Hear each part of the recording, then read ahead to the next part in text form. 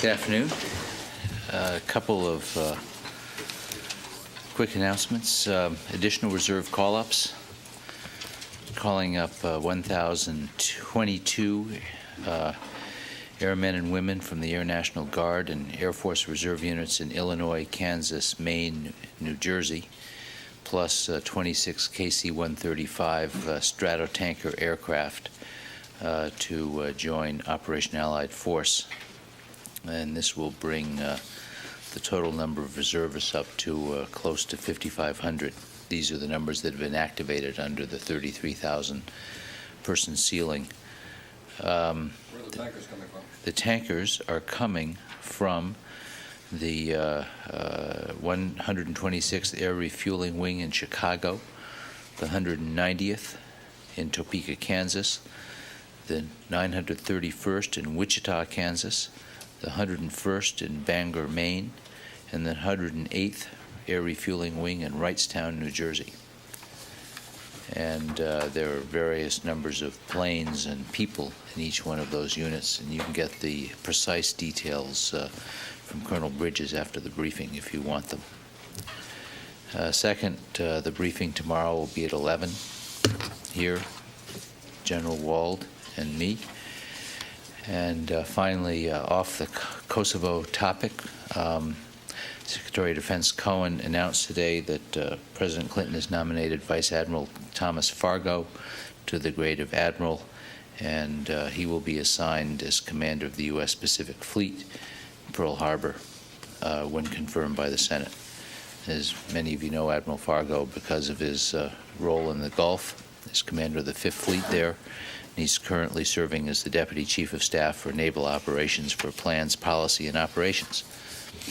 With that, I'll take your questions. Yes? Ken, you mentioned the other day that the KLA had started to move to acquire territory. They captured a town or a village. Is there more of that going on, or was that a one-off? No,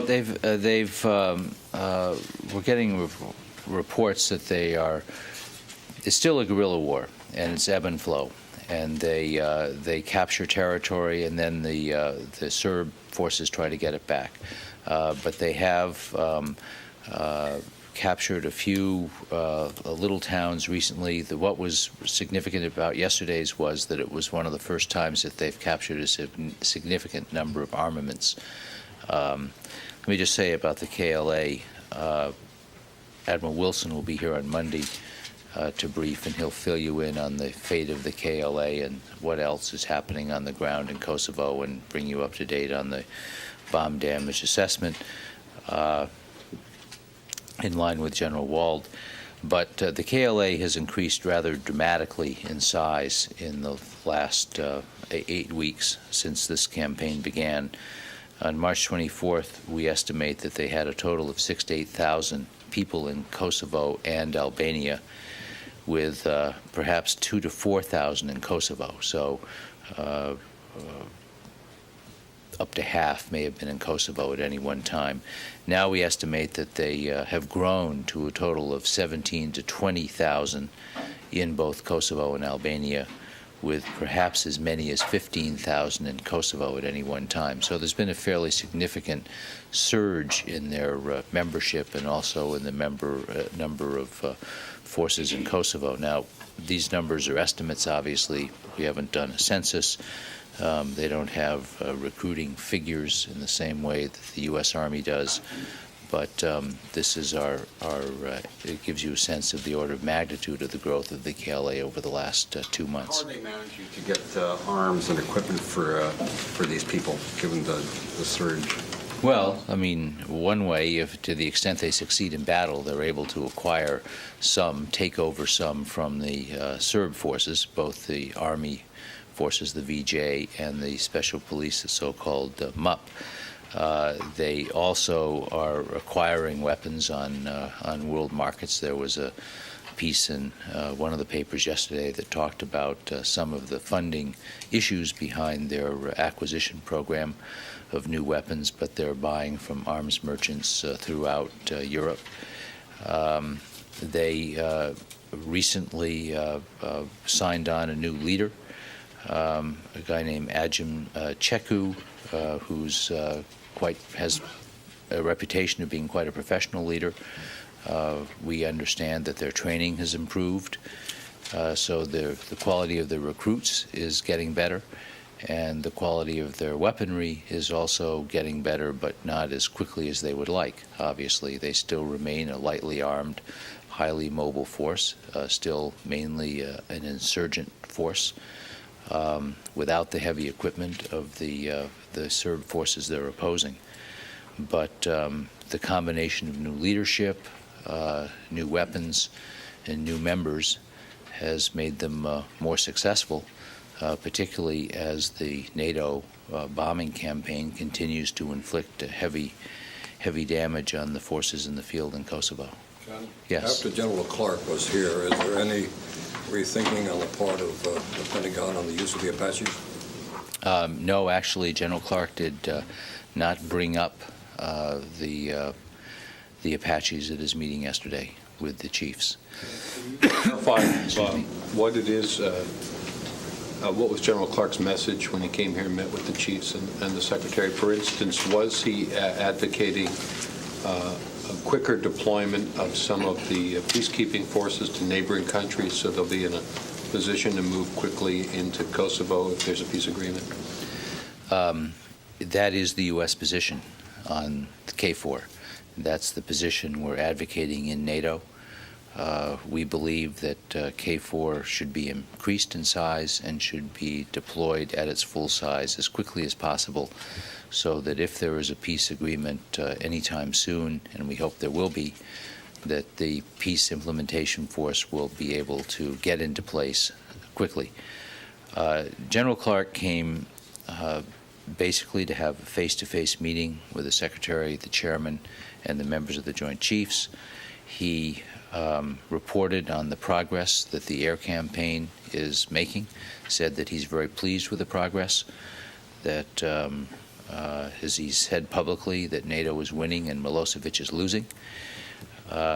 He said that the air campaign is inflicting progressively more damage every day on the forces on the ground in Kosovo, and also against the command and control and military infrastructure of the Yugoslav country.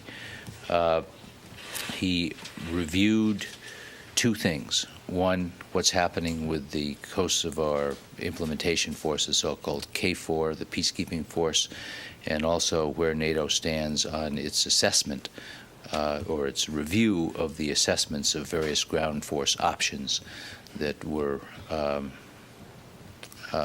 crafted by NATO last summer. He did not request the deployment of ground troops, nor did he request any change in NATO's policy. Did he advocate or lobby for the to put the ground invasion option back on the table? He did not do that. What he talked about was the types of steps that would have to be taken if we were to pursue various ground options at future times. He did not request that we do that. He just said that if you look down several months out into the future and you reach a point in August or September or October where we might want to deploy ground troops, what is the type of planning time frame that would be necessary in order to position NATO to do that?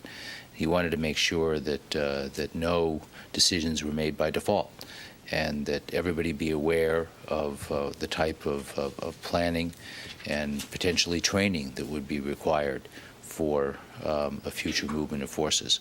One last follow-up. Did he indicate at all that he could not guarantee the political aims would be achieved with the air-only campaign without a ground invasion option? Nobody can guarantee that it was really in terms of timing. No one can guarantee at this stage that the air campaign will produce all of the objectives by the fall. We think it will, but can you guarantee it? Would you sign your name to that at this stage? I don't think anybody would be willing to do that. We think that the air campaign is working extremely well, but you have to be open to other possibilities. And you can, I mean, there have been a number of interesting reports recently. There was, I saw an AFP report based on a poll that was done in Yugoslavia, a poll of survey of 750 people. It said that 96% of the people surveyed said that they'd been psychologically rattled by NATO's bombing campaign, and about close to 50% of them were either out of work or had lost work time because of NATO's bombing campaign, and about 40% of them had either moved away from their houses or were thinking of doing it because of NATO's bombing campaign. So clearly, this campaign, although it's not at all aimed at civilians, is having a deep psychological impact on the country. And we believe that combined with the major impact it's having on the forces on the ground in Kosovo and elsewhere, the forces throughout Yugoslavia, will begin to have an impact on the leadership. We may be seeing that already in increasing what appears to be increasing willingness to negotiate. We're certainly seeing some signs of military disarray.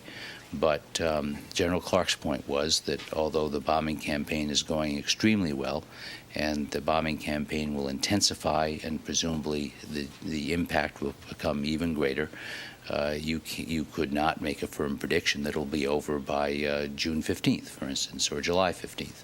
We've said many times that we're prepared to continue this campaign as long as possible, but as long as is necessary, I should say.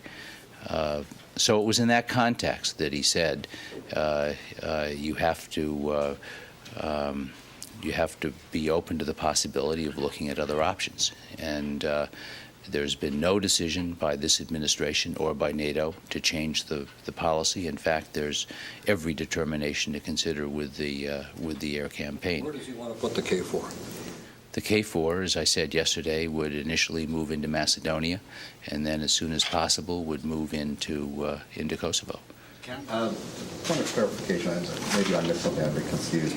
When you said that the general laid out various planning steps that have to be taken on ground troops, was that in regards to just KFOR or KFOR and or the insertion of ground troops in a non-permissive? Two things were discussed. The first was KFOR, and on there, I've said from this podium what the U.S. position is, that we're going to need a larger KFOR, and we want it deployed to Macedonia as quickly as possible, because should there be a peace agreement quickly, as we hope, we need a force that's ready to go in and help the refugees get back as the Serb forces pull out.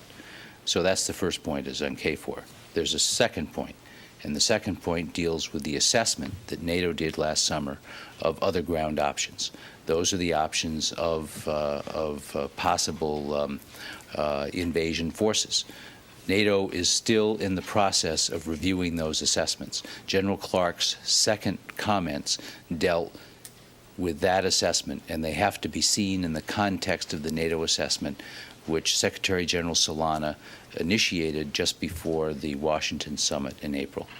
And all he was doing there was saying that NATO that assessment is ongoing, should be finished in the near term. It's going to be a much more detailed assessment than the first set of assessments were, but it's only an assessment. It's not a decision to do anything different.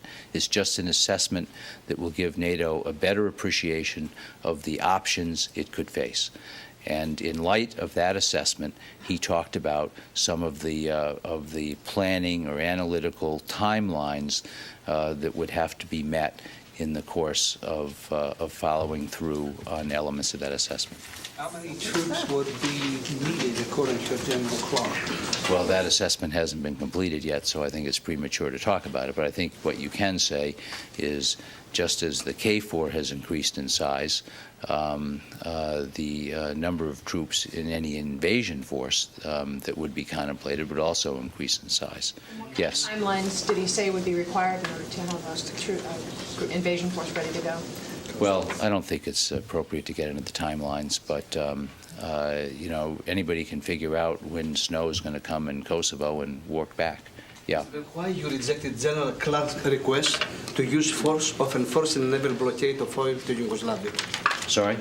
Why you rejected General Clark's request to use force of enforcing a naval blockade in Adriatic Sea of oil to Yugoslavia? Well, first of all, we haven't rejected his request. It was reported New York Times today. Well, NATO has not finished its work yet on the visit and search regime. That's still ongoing. Did you discuss this issue with him yesterday?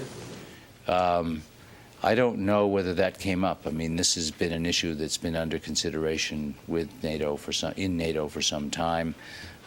We hoped that they would be finished by the end of this week. They're not. It'll be kicked over to next week, and this is something they're wrestling with. Jim? Ken, did General Clark advocate the use of ground troops? I said he did not recommend any change in policy, nor did he recommend the deployment of ground troops. He was talking in terms of planning timelines for various options. No different options have been decided upon or even seriously considered. And so what was the response from either the Secretary or the Joint Chiefs? Well, I mean, he didn't ask for a response. He just he was laying out. They're silent? I mean, Well, there was a discussion, Jim, but the fact of the matter is that he wasn't asking for a particular decision. How far has this KFOR planning gone, even though we don't know how many numbers and so forth? I mean, with the press of weather coming, and obviously refugees on the border would be rather anxious to get home. I mean, do we have demining equipment in theater already? Try to keep people from getting blown up if, let's say, peace happens in 2 or 3 weeks and the people start to try to push home? Well, that's exactly the type of issue that's being decided by NATO now. There's some demining equipment in the area. Obviously, we've got 13,000 troops there under the command of Lieutenant General Mike Jackson. They are primarily, almost exclusively European troops. And so they've moved down certain equipment to support themselves. There is not much American participation there at this stage. It's very, very light. So one of the things that NATO is looking at is the number. As I said yesterday, they're looking at the mission, and they're looking at the size of the force, and they're looking at the composition of the force. Both size and composition will be determined by the mission. Ken, did I? Yeah. The 7th, on the desertions that we were talking about yesterday, the 7th Infantry Division, I was told today that the true number is about 1,500 and that several generals were shot that were, I guess, that let these people go, and that they are rounding up the deserters and dispersing them amongst new groups. Is this information true? I have not seen that information. It could well be true, but I haven't seen that. I'll inquire about it. I've also heard that the KLA killed a Russian mercenary and they're turning over his body to the ICRC. Is that true? I have heard a rumor about that, but I don't know it to be true. Does it mean anything to you guys that Russian mercenaries would be involved, or is that something you expected? Well, I think without knowing more facts, it's a little hard to comment at this stage. David? Why, after 8 weeks of attacking the Serb military and its infrastructure, would the number of troops needed for a ground invasion increase? And two, what more has to happen now in NATO before KFOR can be deployed? To answer the first question, you have to remember that the initial assessment was done last summer, in the late summer. At that time, there were probably half as many Yugoslav army and police troops in Kosovo as there are today. They have mined many roads and bridges since last summer. They have taken many other defensive actions since last summer, so it would be a different type of challenge altogether. I stress again, no decision has been made to move an invasion force, and in fact it hasn't even been strongly considered here or in NATO. But those are two reasons why you would require a larger force today, even after 8 weeks of NATO bombing, than you would have last summer. In terms of the KFOR, I think that should get to the North Atlantic Council next week. I would guess very early in the week.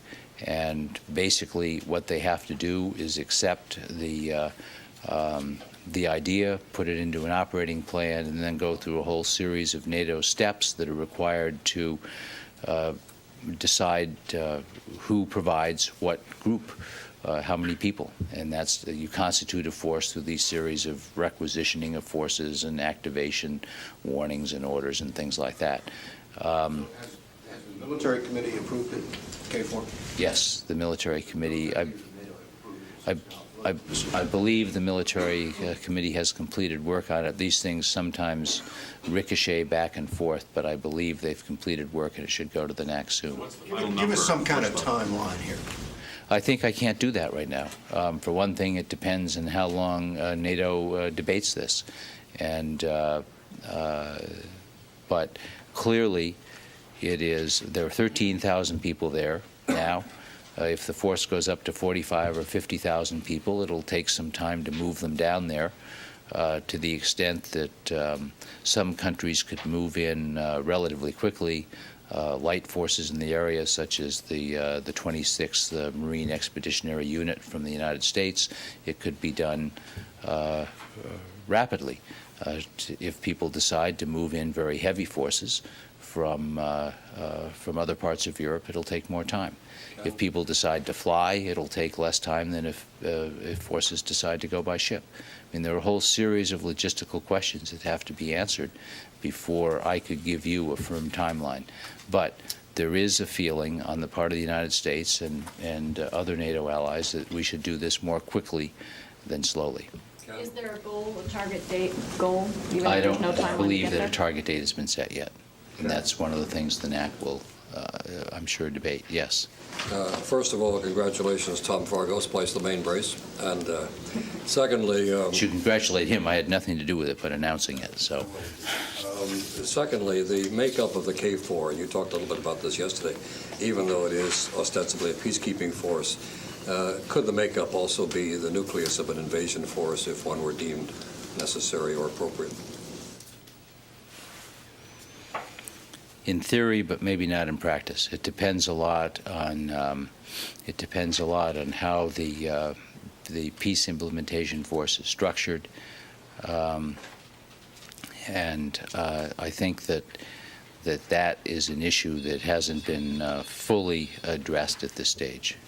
Yes. Ken, sort of along the same vein, Task Force Hawk, which is deployed to Albania with a specific mission, could they make up part of the contribution, of the U.S. contribution? For instance, you mentioned, I think, the last couple of days, that perhaps the U.S. contribution might be as much as 7,000 troops or in that neighborhood. If you've got 5,000 troops already in Albania and another 2,000 on ships, Marines, could that make up the U.S. contribution?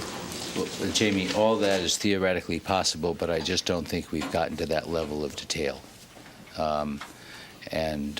That's the type of issue that will be worked out in the next couple of weeks.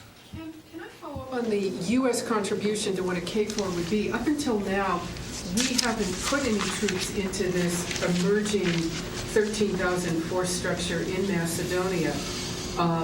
What has changed in the U.S. thinking that now apparently makes us want to put troops in there, as you say, as quickly as possible?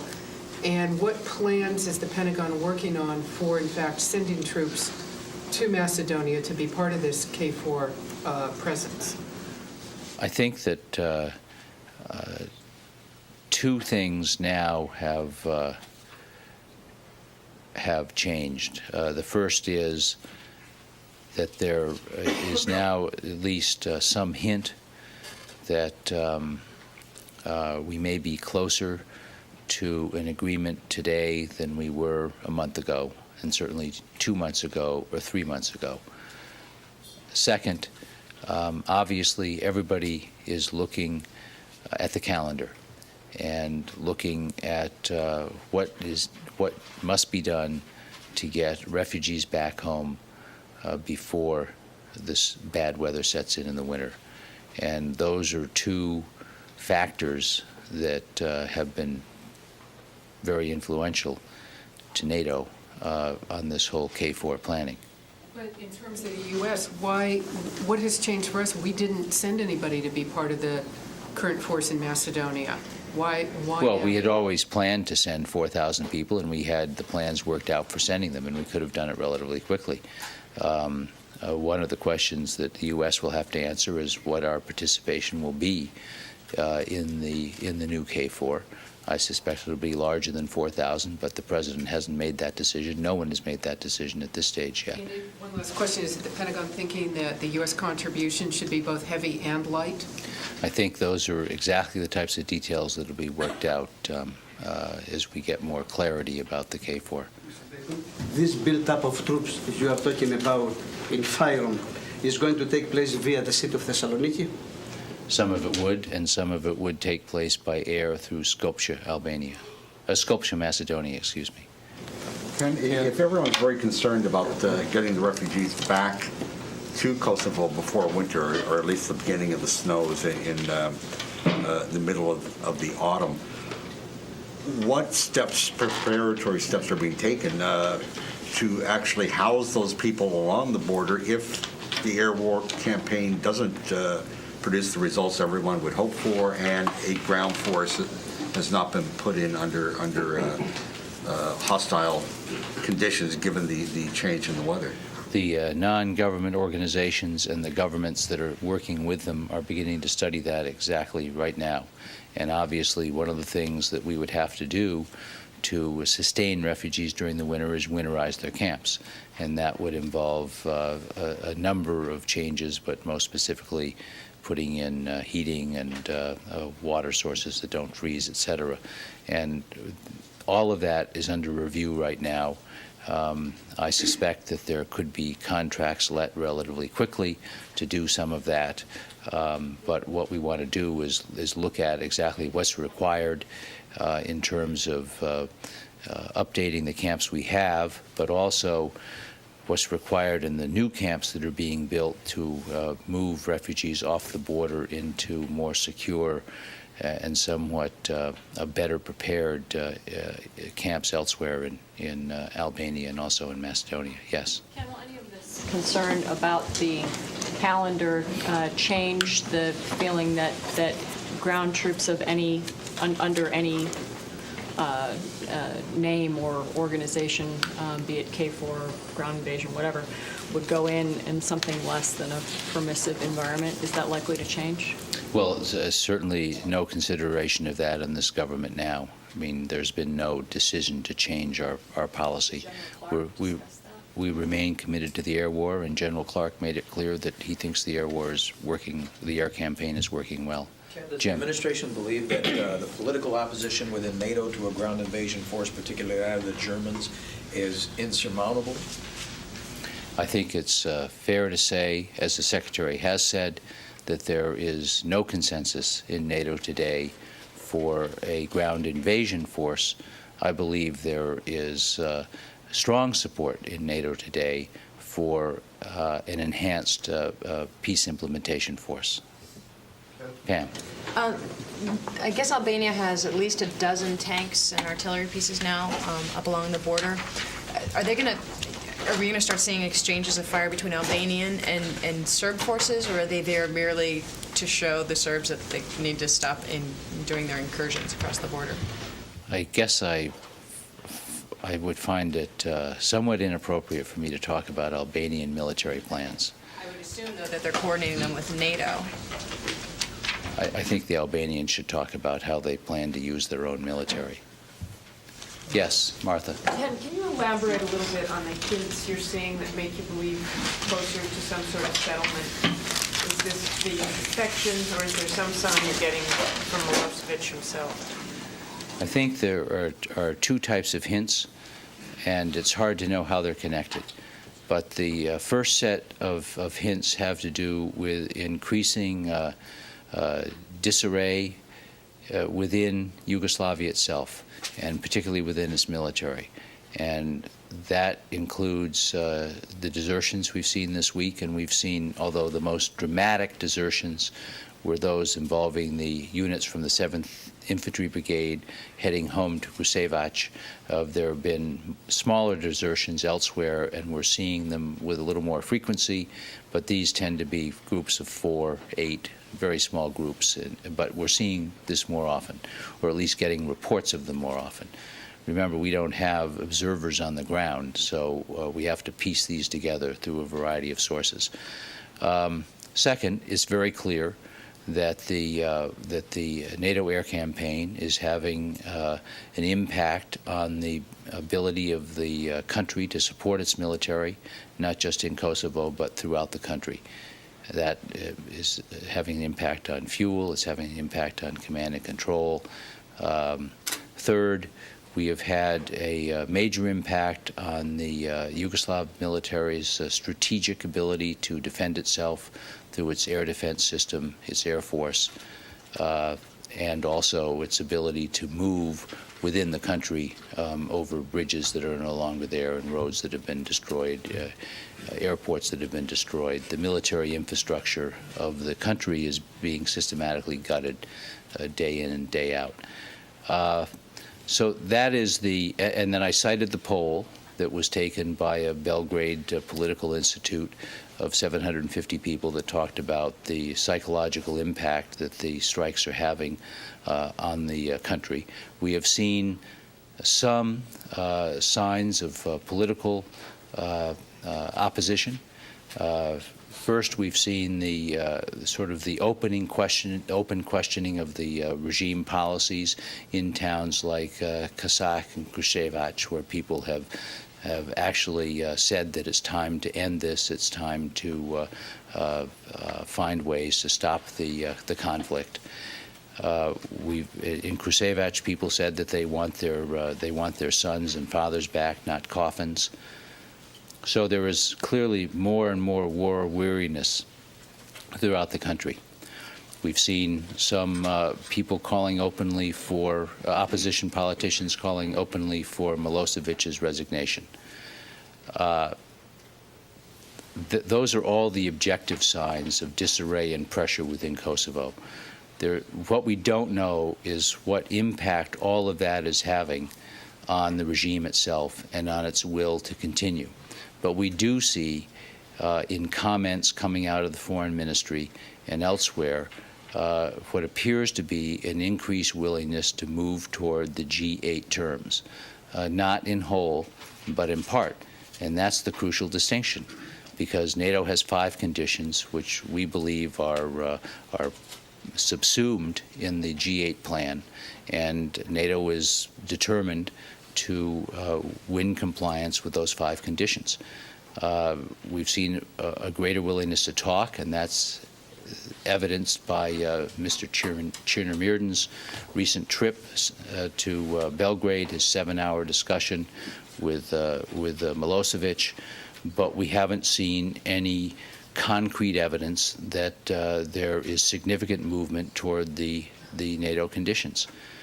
So you've got signs of increased pressure and disarray on the one hand, signs that it's beginning to have an impact on how the government sees the need to reach a settlement, but no clear indication that they're willing to make a significant movement of the type necessary to end NATO's air campaign.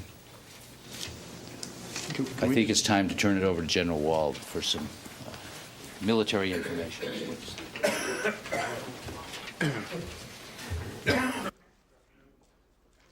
The weather, as I mentioned yesterday, was going to be bad here over the last period of time in this period here, and then start clearing up. Yesterday it was terrible, about the worst we've had, not a lot of targets. Today they have increased the flying significantly. The scheduled sorties were almost 1,000, which 800 plus were in the combat type category. And a lot of talk about winter coming, but spring hasn't ended yet and the snow hasn't melted yet, so there's a lot of time here before the snow melts, and in the next 2 months or so, the weather is projected to be the best it should be in that area for traditionally for the full year. So June and July should start being good, and we expect for the next after probably tomorrow or Monday, the weather should be good for a string of time. Last night, there were only 3 major targets hit. There were a couple small things hit. I'll show you some film of a couple things.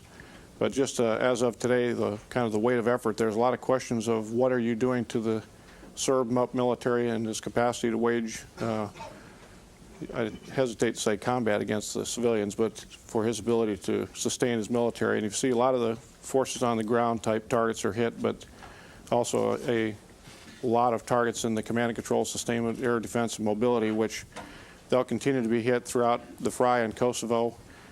Today, from what I understand, 5 tanks already destroyed, about 10 artillery pieces, several vehicles. Radio relay sites have already been attacked. The A-10s we talked about that just arrived from the states a day or two ago from Massachusetts, Michigan, and Idaho have destroyed 5 tanks today, as I mentioned earlier, several artillery pieces. Doing a great job already there. So these aircraft that are coming in are making a great contribution, and as the time flows over the next few days, I suspect the ops tempo will increase even more dramatically. How do you see 130s doing? They're doing just fine. They're all Code 1.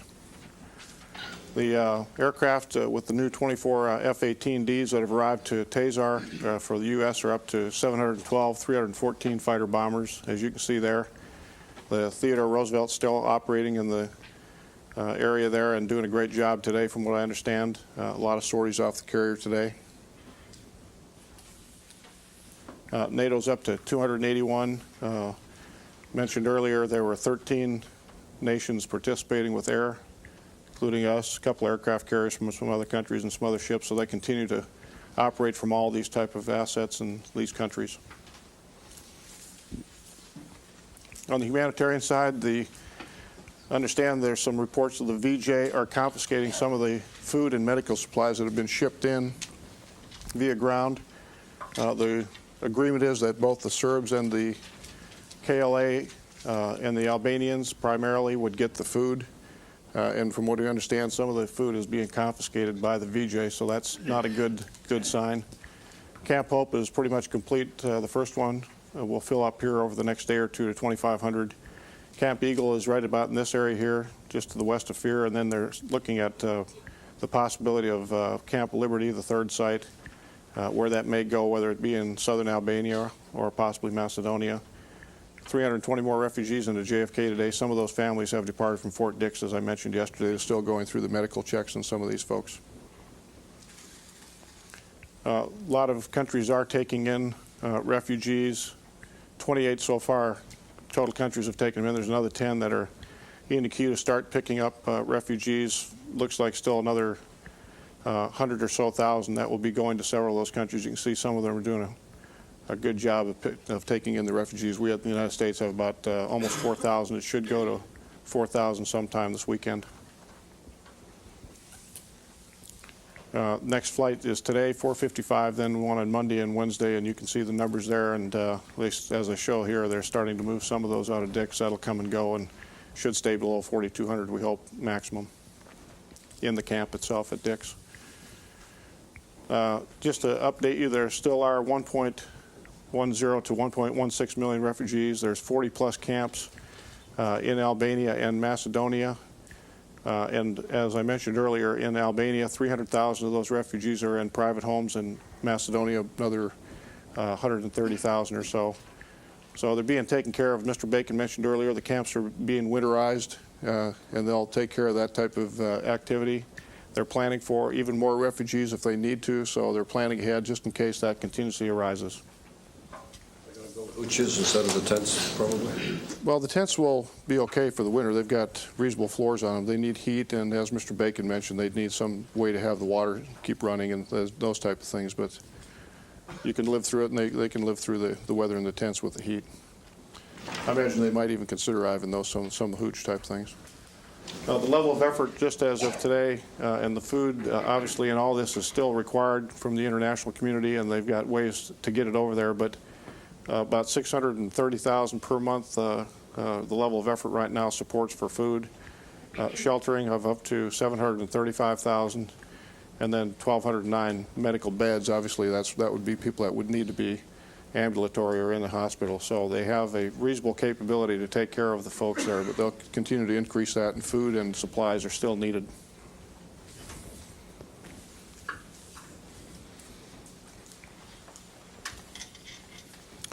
Some imagery over the last few days. This was the Raska Ammo Depot. I'll show some film of this a little bit later.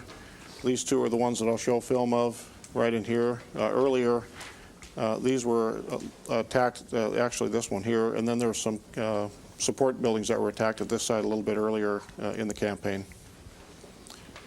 This is the imagery of the ones I just showed you. This is an actual bunker. It's got a hole through the roof. I imagine what was in there blew up if it blew out, and then there's another one here that used to be here. That was a building that's gone. This is a military training center at Raska itself as well, and you can see several of these buildings here have been attacked. We'll just continue to take them down piecemeal, and they won't have a place to go back to have R&R if they ever get it. Same thing here. This is one of the after the fact on some of those buildings. You can see they're totally destroyed. This is a border crossing point in Albania itself, and this is the Serb VJ have actually shelled this spot in Albania at one of their border posts. And as the weather gets good, as I said today, they've taken out some artillery in that area, and they continue to take tanks out, and as the day progresses, I'm sure more of that will happen. So the firing across the border hopefully will subside as those artillery pieces go down. This is the Belgrade garrison headquarters that was struck a couple nights ago. You can see it had been struck earlier right here and here. And these were the bombs that landed on it the other night and took this 1st Army MUP headquarters building in downtown Belgrade out the other night.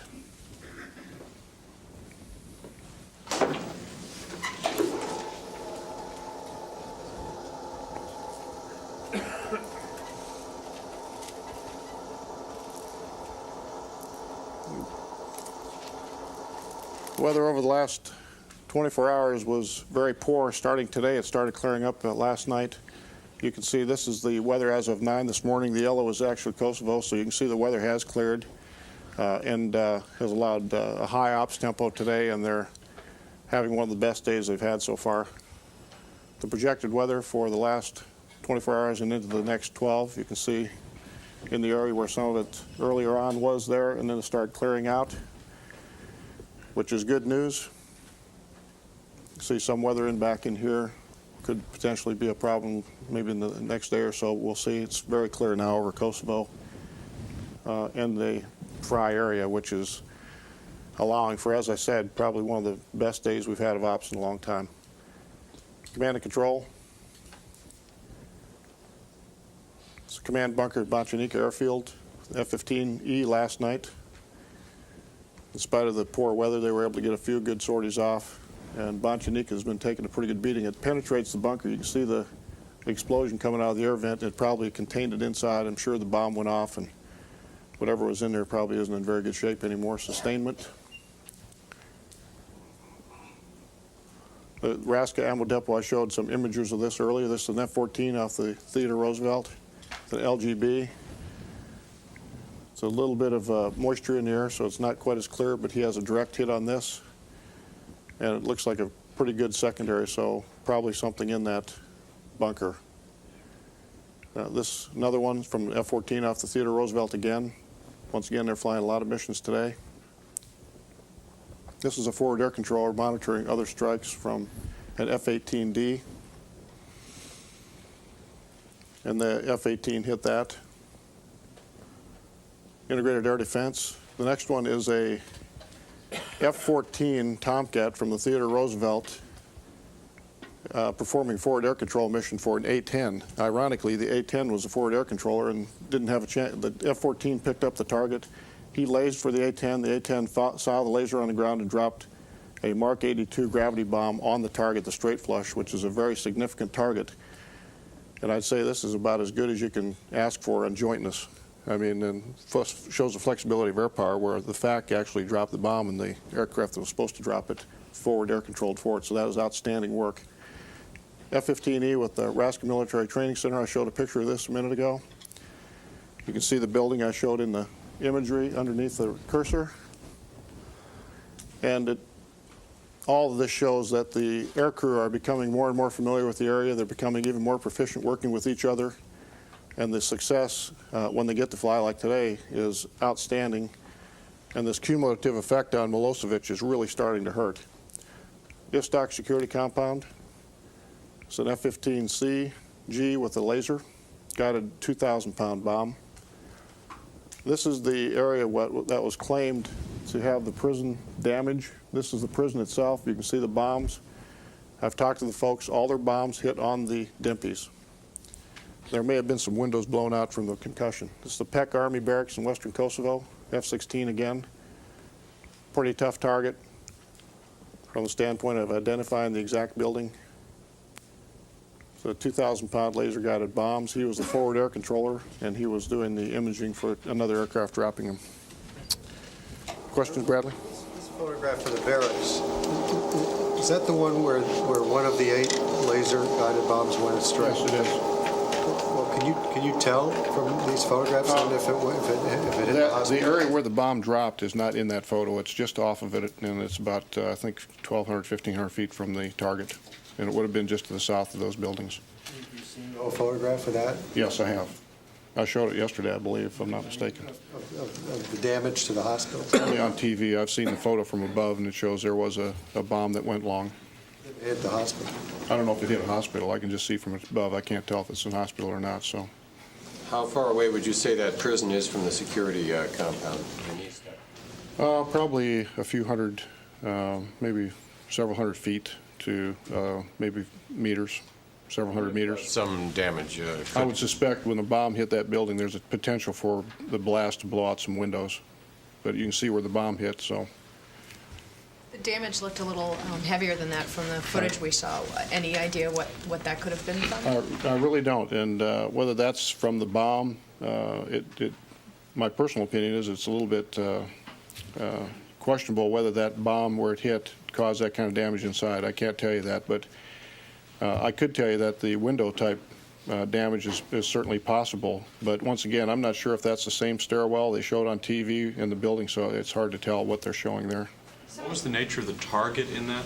The intended That is a VJ MUP Special Forces headquarters area, and that is a prison. That is a VJ MUP, or Serb prison, for what they call terrorists. I think they were probably Albanians. And they also have a helicopter area in that pad in that area. And they are the special forces that would patrol the border and have been performing some of the atrocities in that area as well. What are the effects that AAA or surface-to-air missiles being shot while you guys are dropping bombs have on the bomb's accuracy? Is it possible that any of them could get knocked off course? Well, I think the chance of a bomb being hit by a bullet or a SAM is very unlikely. It could happen. I mean, they shoot enough AAA. If you saw on, I think, TV the night before last, they're firing AAA. It looked just like Baghdad did a couple of years ago. But I think more likely than that, what could happen is if you're lasing a target and then are shot at by a SAM or AAA, you could have to, as you're defending yourself, pull off the target, which I think is probably logical to do and understandable. So when that happens, there could be a chance you could pull your laser off the target. And if you're quick enough and turn the laser off, the bomb might land where you were lasing earlier. But once again, I haven't heard of cases like that, but it's certainly, I'm sure some have happened where people have had to maneuver because of being shot at.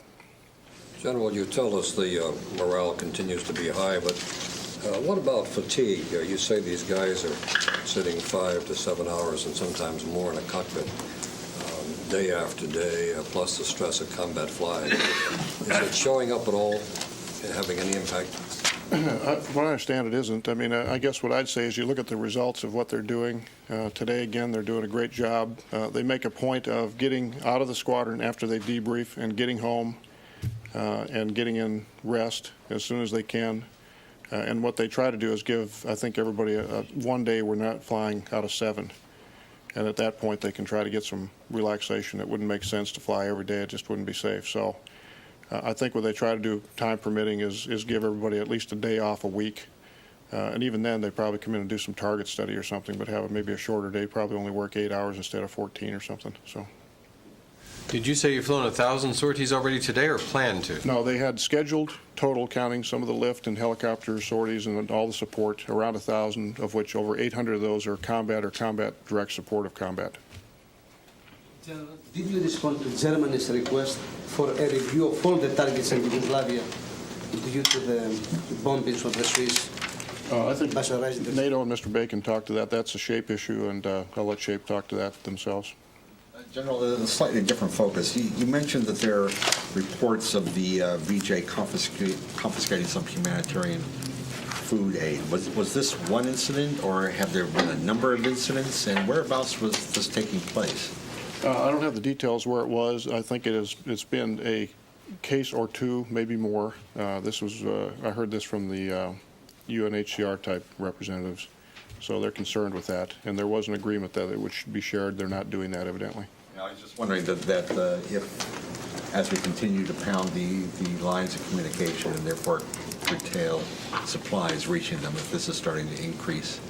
No, the community. This has not been affected by our bombing. They still have the ability. Remember, the South has not. The bridges haven't been taken out. The only problem in the South has been whether the VJ mined the bridges.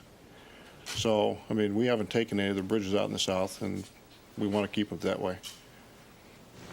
Are there any Serb KLA fighting around the town of Jablanica, which KLA holds, and does KLA still hold it? From what I understand, they continue to fight in that area, although I think the UCK has had a little more success than the KLA would, or the VJ and MUP would have liked to have had. So, but I think there's still a little bit of, and I think it was characterized as guerrilla fighting type going on. Is NATO doing any airstrikes around there? NATO's doing airstrikes throughout the fry in Kosovo today, and if there are targets over there, which I'm sure there probably are some, they'll probably attack over there.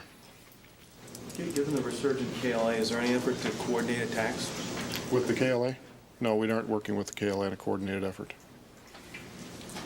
Given the experience that you have now after 2 months about how much damage you've been able to do and the sense of the pace of this campaign, shouldn't you be able to anticipate a month or two from now how much more, particularly forces in the field, you would be able to destroy, assuming the weather is as good as you predict and so on? I suppose if you went back and looked at perfect weather with that number of sorties, you could do a little bit of a projection. It'd be tough because we're not sure if they're going to stay operating as they are and hunkered down, if they're going to try to leave, if they'll try to attack. So it really depends on a combination of things. But I think as this goes along, it's inevitable that the numbers will continue to go down. As the weather gets good, his numbers of forces surviving will go down. As the weather gets good, it'll go down even faster. At some point, when you get less targets, it probably will go down at a smaller rate overall, but his percentage will continue to degrade to the point where eventually he's going to be ineffective against probably the UCK, more than likely. And certainly his ability to sustain is really being hurt. And then he's got another problem to start considering. That's he needs to have a military at the end of this thing if he wants to be a sovereign nation. And right now that military is in jeopardy. Can't we assume that you've done these projections and you have some idea about where his forces would be, how much you will destroy them by, say, late July or early August? I suppose somebody's doing that. I haven't done it. I mean, I would project by that time with good weather, he's going to have a tough time kind of counting up forces.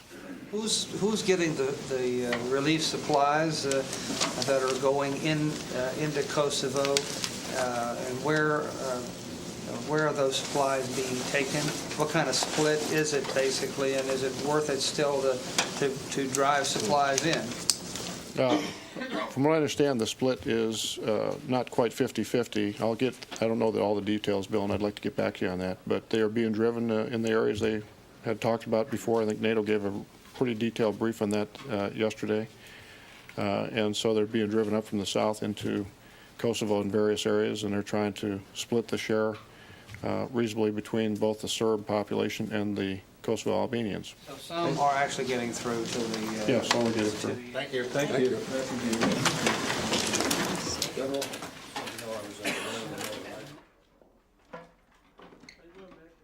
I'm doing great. How about yourself?